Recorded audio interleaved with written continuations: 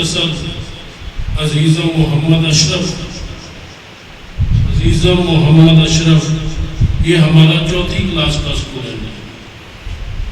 اما بعد فاعوذ باللہ السمیع العلیم من الشیطان الرجیم بسم اللہ الرحمن الرحیم وَإِنَّكَ لَعَلَىٰ خُلُقٍ عَظِيمٍ قال النبی صلی اللہ علیہ وآلہ وسلم انما بعثت لأتمم مکارم الاخلاق۔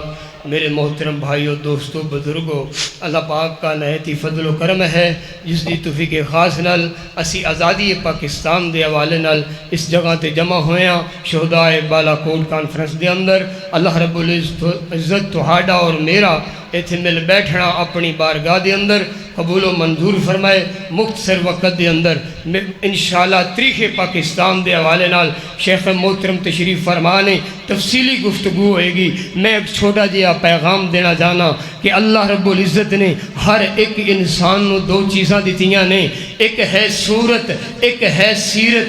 کئیاں بندیاں دی صورت بڑی سونی ہوندی ہے، سیرت سونی نہیں ہوندی۔ کئیاں بندیاں دی سیرت بڑی سونی ہوندی ہے مگر صورت سونی نہیں ہوندی۔ لیکن میرے بھائیو، صورت دا سونا ہونا کوئی کمال نہیں ہے، سیرت دا سونا ہونا بہت بڑا کمال ہے۔ صورت مر کے مٹی چ مل جائے گی اور سیرت تاریخ دیاں کتاباں اندر بند ہو کے قیامت تک زندہ رہن والی چیز ہے۔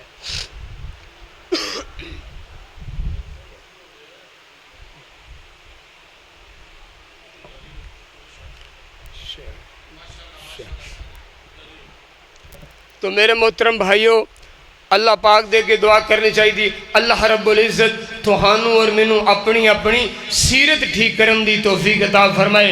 اللہ رب العزت نے قرآن پاک اندر اپنے نبی دی بعثت دا مقصد بیان کیتا ہے۔ میں اپنے نبی نو کیوں بھیجیا ہے؟ ایک مقصد اللہ نے بیان کیتا ہے، ایک مقصد رسول اللہ صلی اللہ علیہ وسلم نے بذات خود آپ بیان کیتا ہے کہ میں کیوں آیا۔ آپ دی زندگی دے دو مقصد ہو گئے، انہاں دو مقصداں دے اوپر مختصر وقت دے اندر انشاءاللہ گفتگو کرنی ہے۔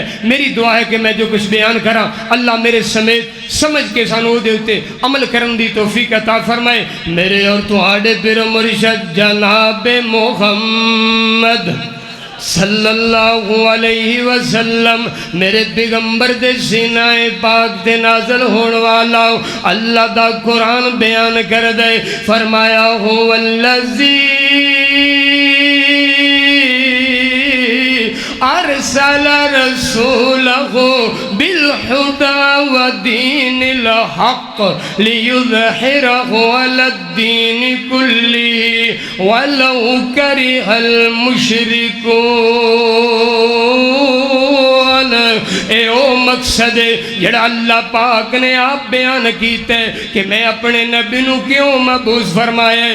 فرمایا هو الذی ارسل رسولہ بالہدی ودین الحق۔ اسی اپنے نبی نو دین حق دے کے بھیجے ہے، اسی اپنے نبی نو ہدایت دے کر کے بھیجے ہے۔ کیوں بھیجے ہے؟ لیظہرہ علی الدین کلہ، تاکہ ادیان باطلاں نو اللہ دے پیغمبر ختم کر دین، اللہ دی زمین دے اوپر دین حنیف دا غلبہ ہو جائے نا۔ میرے محترم بھائیو، اللہ پاک نے دین حق دا پیغام دے کے اپنے نبی نو بھیجے ہے تے نال ہی گارنٹی بیان کر دیتی ہے، میرے محبوب دین حق دا پیغام تسی دینا ہے تے غلبہ بھی تہاڈا ہونا ہے۔ دین حق دا پیغام دینا ہے، غلبہ کدا ہونا ہے؟ اللہ دے قرآن دا دوسرا مقام ہے۔ اللہ فرماندے نے کتب اللہ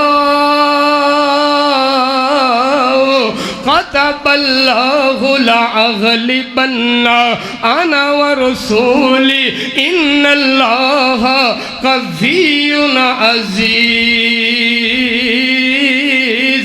غلبہ کدا ہوئے گا؟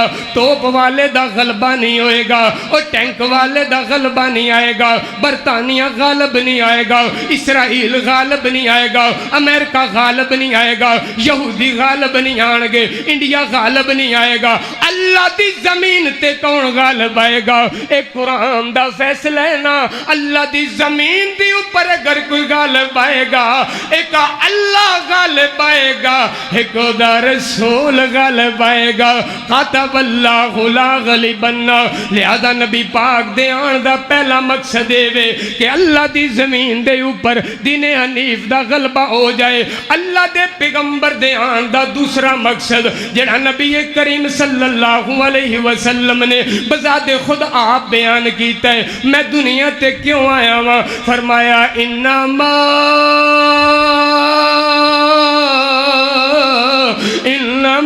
بعثت لیتمم مکارم الاخلاق.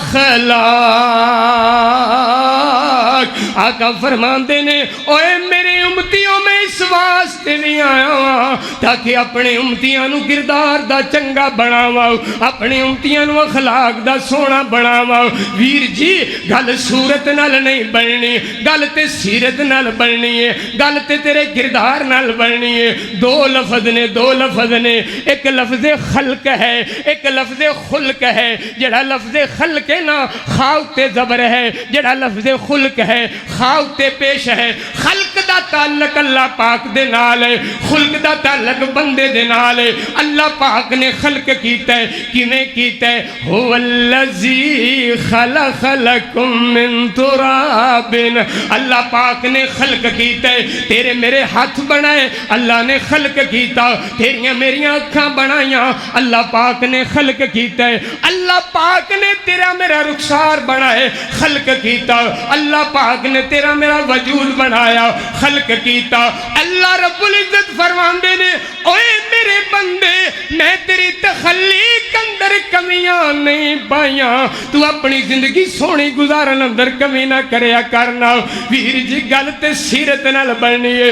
نبی پاک علیہ السلام دے صحابہ کلے زبان وچ تبلیغ نہیں سننا کر دے. نبی پاک دے صحابہ اللہ دی زمین دے اوپر چل دے پھر دے مبلغ سننا. نبی پاک دے صحابہ کلے زبان وچ تبلیغ نہیں سن کر دے. اور کئی بندے جناب حضرت بلال نو ویکھ کے کیا کر دے سن, واہ بھئی واہ نبی دا دیوانہ آ رہے ہیں نا, واہ بھئی واہ بلال نبی دا دیوانہ آ رہے ہیں نا. اللہ اکبر اللہ اللہ.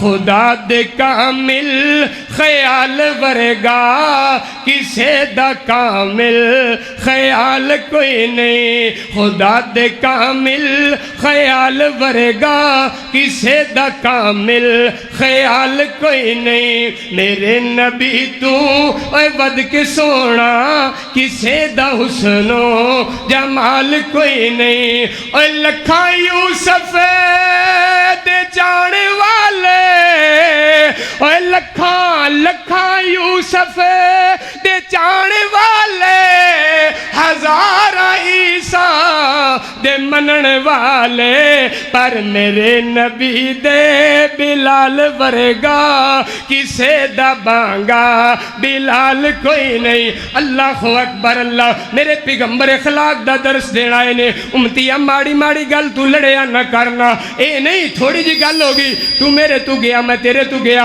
تو میری منجی نو ہاتھ نہیں لانا میں تیرے نہیں لانا, تو میرے جنازے تے نہیں میں تیرے جنازے تے نہیں. نبی کریم صلی اللہ علیہ وسلم دا اور کلمہ پڑھیا تیو دا پیغام ہے. آخری حدیث توجہ نال سن لو نا. حضرت انس رضی اللہ تعالیٰ عنہ بیان کر دینے فرماتے نے لم یکن رسول اللہ صلی اللہ علیہ وسلم سبابا ولا فاحشا ولا لانا.